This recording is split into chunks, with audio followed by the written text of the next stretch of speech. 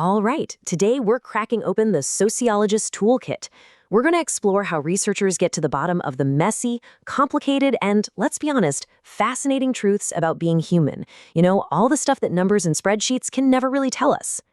So, let's kick things off with a big question. How do you study something you can't actually count? I'm talking about things like feelings, beliefs, or the vibe of a group. When a simple survey just won't cut it, how do you really get to the heart of why people do the things they do? Well, the answer lies in a powerful set of methods called qualitative research. So here's our game plan. First, we'll get a feel for what this whole toolkit is about. Then, we're going to open up two key trays. One is the art of the interview, and the other is the power of observation. And finally, we'll get to the most important skill of all, knowing exactly which tool to use for which job. All right, first up, a researcher's toolkit. Look, qualitative methods are all about moving beyond just counting things. The real goal here is to get a deep, rich understanding of human behavior by exploring the meanings people attach to what they do and what they experience. It's about the why behind the what. So let's grab our first set of tools. These are all centered on one of the most powerful things we have, conversation. This is the art of the interview, where sociologists learn by just listening, letting people tell their own stories in their own words. The first tool we've got is the unstructured interview. Now, think of this less like a formal Q&A and more like, well, just a really good conversation. The researcher's job is pretty simple. Get the person talking about a topic and then just step back and listen. You let them lead the way and decide what's important enough to share. Now, what's so fascinating here is the trade-off. The big strength is authenticity. You get a person's true, unfiltered perspective. But the limitations, they are huge. It takes a ton of skill not to accidentally influence the answers.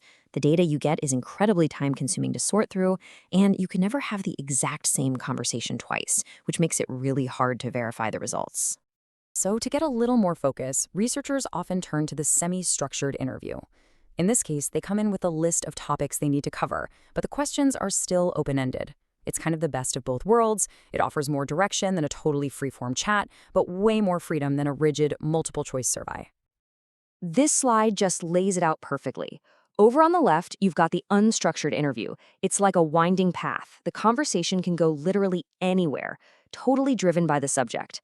On the right, the semi-structured interview is a little more direct. It's aiming for a specific destination, but still allows for some interesting detours.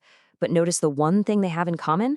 They both lead to a mountain of complex data that takes a serious amount of time to properly analyze. Okay, our next tool is the group interview, which you've probably heard of as a focus group.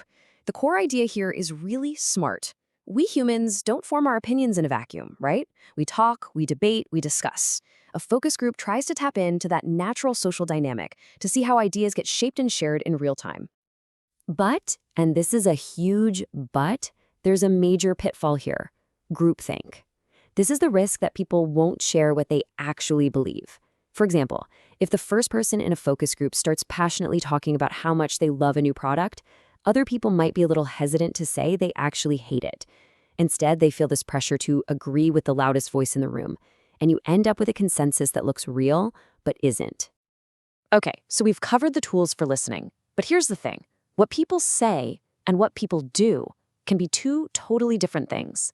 And that brings us to our next section, the incredible power of observation.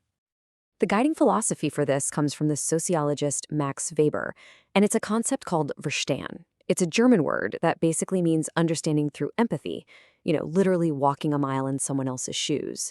It's not enough to just watch from the outside. To really get it, you have to try to experience their world. Let's look at a powerful, real-world example of this in action. The sociologist Sudhir Venkatesh spent 8 years, that's right, 8 years, studying a gang in Chicago. This was what we call an overt observation, which means the gang knew he was a researcher and knew he was studying them. His goal was to understand their world from the inside out. And this quote right here shows you just how deep that immersion can go. The gang leader, a guy named JT, actually let Venkatesh take his place for a day so he could truly feel the pressures and decisions that came with the job. Now that is verstehen in action. I mean, think about it. There is no way you could get that kind of insight from a simple interview. But this method is absolutely filled with challenges. First, just getting access. Venkatesh needed the personal trust of the gang leader to even get in the door. Second, you've got something called the Hawthorne effect. People just act differently when they know they're being watched. Venkatesh even saw a fake beating that was staged just for him. And finally, there's the risk of going native, getting so absorbed in the group that you stop being an objective researcher and start thinking just like them. So how do you get around that Hawthorne effect? Well, some researchers use what's called covert observation. This is basically the secret agent approach. The researcher joins a group and participates in everything they do, without ever revealing their true identity or their real purpose. And man, this is an incredibly high-stakes method. The sociologist Irving Goffman pointed out 3 huge challenges. First, getting in without blowing your cover. Second, staying in, maintaining that lie day after day. And finally, and this might be the hardest part, getting out. How do you safely and ethically leave a group that you've been deceiving, especially if it's a dangerous one? And all of this brings us to our final and maybe most important section. As we've seen, there's no magic bullet here. Every single method we've looked at has a price, a trade-off between things like access, authenticity, ethics, and reliability. This table really puts it all together. You can go for the raw, authentic data of an unstructured interview, but you sacrifice the ability to easily replicate it. You can capture natural social discussion with a focus group, but you risk groupthink messing up your results. You can get that deep, empathetic understanding through overt observation, but the people you're watching might change how they act. Or you can totally eliminate that observer effect with covert work, but that comes with huge ethical and personal risks. See? It's always a trade-off.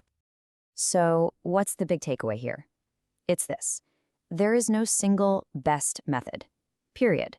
A good sociologist doesn't just grab a tool at random.